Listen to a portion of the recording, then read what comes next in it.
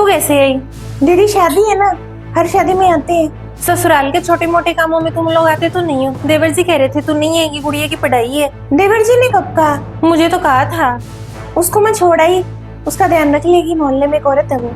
बस वही गुड़िया पढ़ती है, ससुराल से तो कोई मतलब है नहीं, बाहर के ही होकर रह गए तुम लोग तो। दीदी ये क्या बोल रहे हो आप?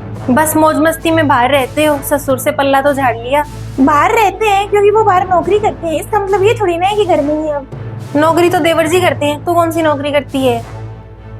बस खर्चा तो हमारा ही लगता है। अब तुम लोग यहाँ आ गए, तुम्हारी रोटियों का भी खर्चा ही लगेगा। दीदी घर मेरा भी है, ससुराल ही है हम दोनों का। आए हो शादी में, जैसे सब निभाते ही हो। फिक्र हो रही है बड़ी रिश्तेदारों की।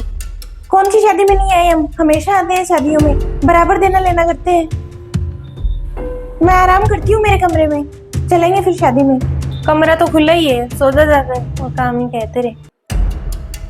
दीदी ये किताबें बिखरी पड़ी है, बैठने को भी जगह नहीं है रूम में, तो बेडशीट भी गंदी हो रखी है। बेटा पढ़ता है मेरा, खाली कमरे में दीमक नहीं लग जाएगा? मेरा मेरा करके ताला लगा के रख दे क्या? तेरा अकेली का ससुराल नहीं है ये। दीदी मैंने ये कब कहा? अच्छा है ना, साफ सफाई होती है, बच्चा पढ़े, मेरे कोई दिक्कत नहीं है। बेडशीट दे दो आप, एक रात रात सो जाती हूँ मैं। एक पैर तो मेरा शादी वालों के घर में रहता है, कहाँ बेडशीट दूंगी इतनी? अब दो लोगों में बैठना तो हमें ही पड़ता है ना।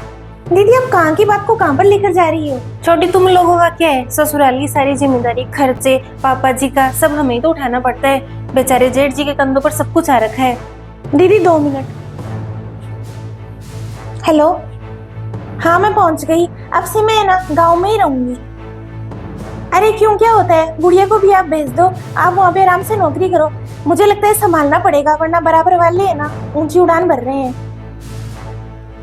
दीदी पापा जी का रिटायरमेंट हुआ था तो लाखों रुपए मिले थे, उसका हिसाब चाहिए। शाम को जेठ जी को बिठा लो आप, देवर जी परसों तक आ जाएंगे, ठीक है?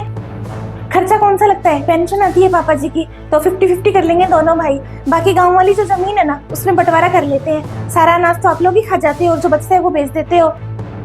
तो अब है ना, देवरानी समझदार हो गई है, सारा हिसाब चाहिए। हमारी सहमति से ही तो गई थी तू। देवर जी के खाने में दिक्कत होगी ना, गुड़िया की पढ़ाई फिर खराब हो जाएगी। यहाँ कहाँ ढंग के स्कूल है?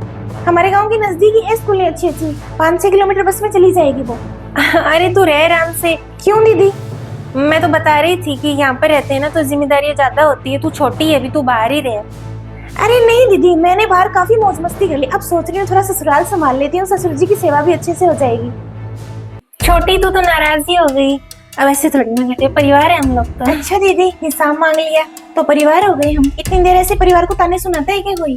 वो भाई भाइयों में इतना प्रेम है ना, आगे से ऐसा नहीं होगा। हाँ, तू रह देवर जी के साथ।